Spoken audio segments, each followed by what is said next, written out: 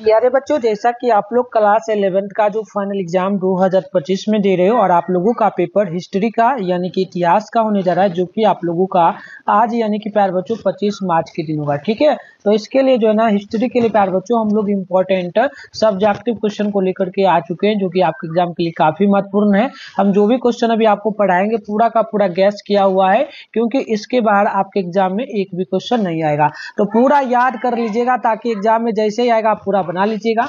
तो चलिए विषय को देखिए, 321 आपका रहने वाला है। ठीक है, और ऑब्जेक्टिव का तैयारी हम पहले करवा दिए थे, इसी चैनल पे वीडियो का जाके देख लीजिएगा। उसमें 50 ऑब्जेक्टिव प्लस का तैयारी हम कराए थे। ठीक है, तो चलिए यहाँ देखिए 3 घंटा 15 मिनट का टाइम दिया जाएगा, 100 मार्क्स का एग्जाम होगा। ठीक है ना, तो चलिए स्टार्ट करते हैं बच्चों फटाफट से। आप लोग चैनल पे पहली बार आ रहे हो तो चैनल को सब्सक्राइब करके नोटिफिकेशन को प्रेस कर लीजिए, ताकि नेक्स्ट आपका जो एग्जाम 2026 में होने वाला है 12th का, उसका तैयारी कर पाओगे, क्योंकि बैच आपका जल्द ही स्टार्ट होने वाला है इसी चैनल पे। ठीक है, तो चलिए तो आइए बच्चों, यहाँ पर हम लोग सबसे पहले जो भी गैस किया हुआ हमारा लघुत्तरीय क्वेश्चन है उसको देखेंगे। ठीक है, लघुत्तरीय 2 मार्क्स वाला 15 क्वेश्चन आपसे पूछा जाता है बनाने के लिए। ठीक है, 2 मार्क्स वाला रहता है, 30 नंबर मिलता है, तो लगभग हम 30 मार्क्स की तैयारी आपको करवा देते हैं। जैसे कि पहला क्वेश्चन आपका है कि बेबीलोनिया में झूलते बागों का निर्माण किसने और किसके लिए करवाया। तो यहाँ पे आप बिल्कुल इसका आंसर याद कर लीजिएगा। बेबीलोन के झूलते बागों का निर्माण बेबीलोन के राजा जो ना जो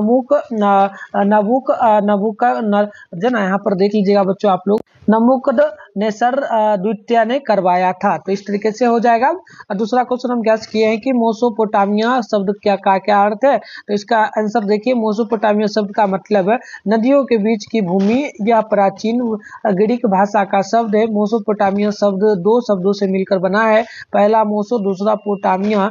मोसो का मतलब होता है मध्य या फिर बीच, और पोटामिया का मतलब होता है नदी। तो इस तरीके से दूसरा नंबर क्वेश्चन को याद कर लीजिए, और पहले बोल रहा हूँ सारे क्वेश्चन को याद कर लीजिए, क्योंकि प्यारे बच्चों यहीं से आपके एग्जाम में क्वेश्चन आने वाला है, क्योंकि पूरा गैस किया हुआ क्वेश्चन है।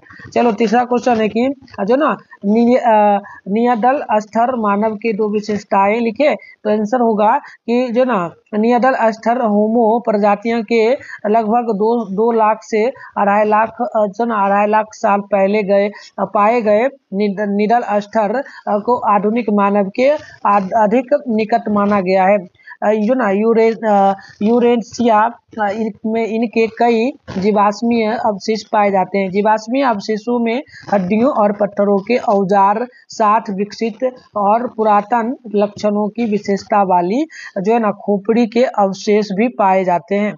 आगे हम लोग नेक्स्ट क्वेश्चन देखेंगे। तो यहाँ पर 4 नंबर है कि आग इतिहास से आप क्या समझते हैं। तो देखिए, आग इतिहास पर जो ना प्रागैतिहासिक काल और लिखित इतिहास के बीच की अवधि होती है।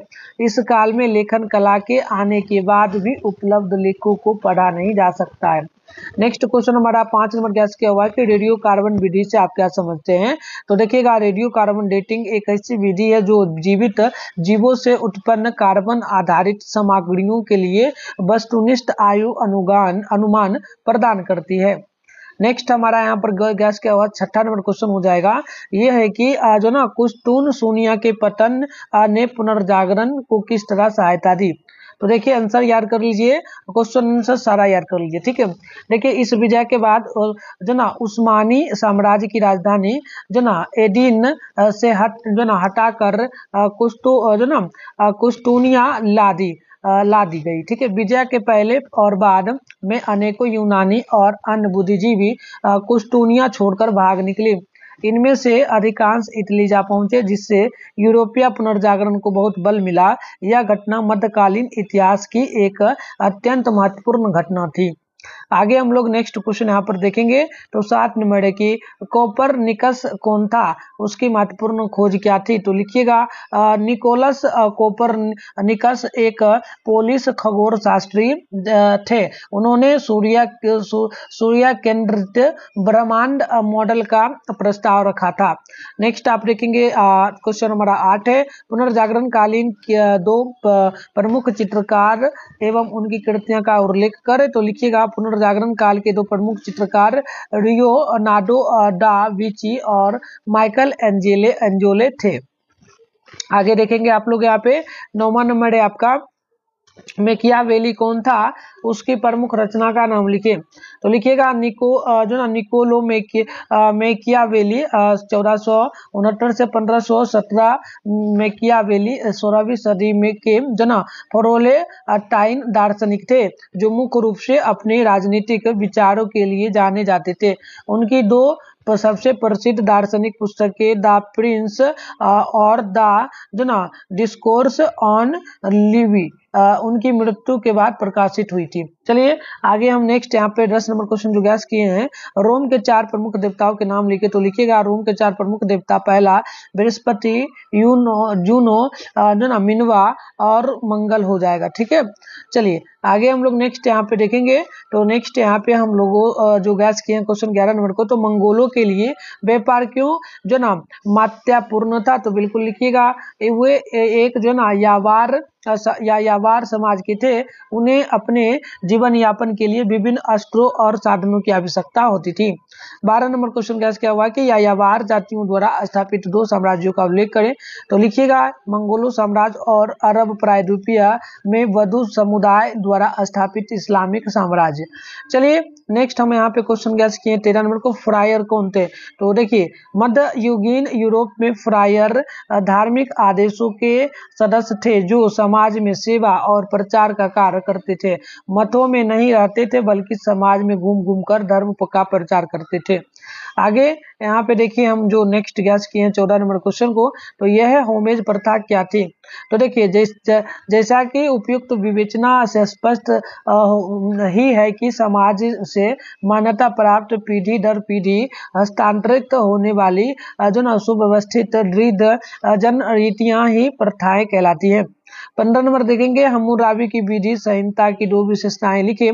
तो देखिए हम्मुराबी की विधि संहिता की 2 मुख्य विशेषताएं, पहला हो जाएगा कानून का एक लिखित संग्रह जो विभिन्न प्रकारों के अपराधों और दंडों को शामिल करता है। ठीक है, तो यहाँ पे ये पहला भी दे सकते हो और यहाँ पे दूसरा आप देख के लिखोगे आंख के बदले आंख के सिद्धांत पर आधारित न्याय प्रणाली। तो देखो बच्चों मैं आपको बता दूं 15 क्वेश्चन आप लोगों को शॉर्ट में यानी कि जो 2 मार्क्स वाला क्वेश्चन होता है उसमें 15 क्वेश्चन बनाना होता है।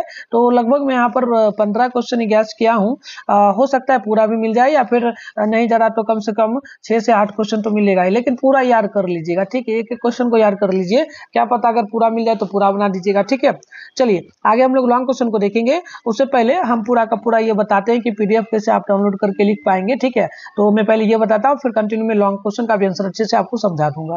तो देखिए बच्चों आप क्या करेंगे, इसके लिए गूगल को अपने फोन में ओपन कर लीजिएगा, सर्च बार के आइकन पे क्लिक करके बेगूसराय हेल्प.com सर्च कर लीजिएगा। ऊपर करिएगा तो यहाँ पर बेगूसराय हेल्प.com लिखा हुआ दिख जाएगा।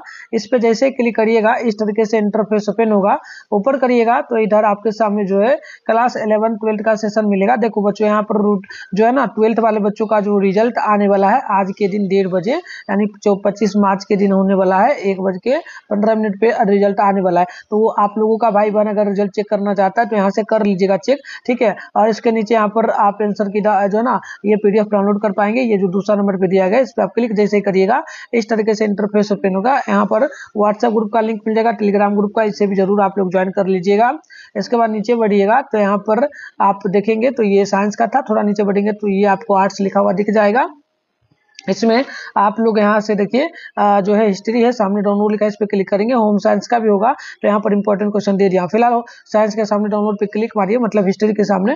ठीक है, उसके बाद नीचे बढ़िएगा तो इस तरीके से इंटरफेस ओपन होगा। ठीक है, तो यहाँ पर से हम ऑब्जेक्टिव का जो गैस क्वेश्चन का क्लास करवाए थे उसका आंसर दिए हुए हैं, तो आप वो क्लास कर लीजिएगा तब ये सारा नोट करिएगा, ऐसे डायरेक्ट नहीं। ठीक है, उसके बाद नीचे बढ़िएगा तो ये देखिए हम जो अभी पूरा का पूरा पीडीएफ यहाँ पर डाल दिए हैं टाइप करके। तो ये लॉन्ग क्वेश्चन शॉर्ट का आंसर है, शॉर्ट मैंने भी बताया भी आपको। और नीचे बढ़िएगा तो यहीं पे लॉन्ग का भी आंसर मिल जाएगा। तो लॉन्ग में हम लोग यहाँ पर पहले दीर्घोत्तरीय को देखते हैं। तो हम पहला 31 नंबर को गैस किए हुए, इसमें 4 क्वेश्चन आपको बनाना होता है। लॉन्ग क्वेश्चन में बच्चों आपको मात्र 4 क्वेश्चन बनाना होता है। ठीक है, 4 क्वेश्चन बनाते हो ना, 5 मार्क्स वाला एक क्वेश्चन होता है। ठीक है, 5 मार्क्स वाला तो आपको 20 नंबर यहाँ पे मिलता है। तो चलो हम पहला क्वेश्चन गैस किए कि पुनर्जागरण से आप क्या समझते हैं, आलोचनात्मक विश्लेषण करें। ठीक है ना, तो यहाँ पे देखिए तो यहाँ पर देखेंगे तो उत्तर हो जाएगा कि 14वीं से 17वीं सदी के बीच यूरोप में जो सांस्कृतिक और धार्मिक प्रगति, आंदोलन तथा युद्ध हुए उन्हें ही पुनर्जागरण कहा जाता है। इसके फलस्वरूप जीवन के प्रत्येक क्षेत्र में नवीन चेतना आई। यह आंदोलन केवल पुराने ज्ञान के उद्धार तक ही सीमित नहीं था, बल्कि इस युग में कला, साहित्य और विज्ञान क्षेत्र का नवीन प्रयोग हुआ। आगे आप 32 को देखेंगे तो 32 नंबर गैस क्या हो कि 11वीं सदी में नगरों के उदय के कारणों की विवेचना करें। लिखेगा शिल्प, विज्ञान, कला, व्यापार और उत्थान के कारणों से नगरों का उदय हुआ था। इन कारणों की वजह से किसी क्षेत्र में कई गांवों में से कोई एक गांव नगर के रूप में बदला। तो आप यहाँ पे नगरों के उदय के कारण लिख सकते हो। ठीक है, तो 4 हम यहाँ पर दिए हैं, आप अपने हिसाब से इसको जैसे हो 1 2 3 4 इस तरीके से लिख दीजिएगा। पहला लिखेगा शिल्प, कला, विज्ञान और व्यापार से जुड़े लोग एक साथ रहने लगे। सामंतों की गठियों, मठों और वाणिज्य केंद्रों के आसपास नगर विकसित हुए। व्यापार की उन्नति के कारण नगरों का विकास हुआ। इटली के वेनिस और जेनोआ पूर्वी व्यापार का केंद्र बने। अब यहाँ पर देखेंगे तो यहाँ पर 33 नंबर क्वेश्चन है कि मंगोलों ने के राजनीतिक और सामाजिक जीवन का वर्णन करें। तो देखिए मंगोलों के राजनीतिक और सामाजिक जीवन की खास विशेषताएं आप लिख दीजिएगा। पहला यहाँ पर लिख दीजिएगा, ये दूसरा हो जाएगा, ये तीसरा हो जाएगा, ये चौथा हो जाएगा, ये पांचवा हो जाएगा। ठीक है, तो लिखेगा मंगोल समाज की क्रमिक व्यवस्था थी। मंगोल समाज में शासक को खान कहा जाता था। मंगोल समाज में इस रस्सियों या नाइनस को ज्यादा शक्ति और जमीन मिलती थी। ठीक है, आम लोग शिकार और पशुपालन में शामिल होते थे। और इसके अलावा और भी पॉइंट लिख दीजिएगा। मंगोल महिलाएं अक्सर घरों का प्रबंधन करती थी और युद्ध में भी भाग लेती थी। मंगोलों ने सैन्य सामंती प्रकार की शासन व्यवस्था स्थापित की। मंगोल ने व्यापार और धार्मिक स्वतंत्रता का समर्थन किया।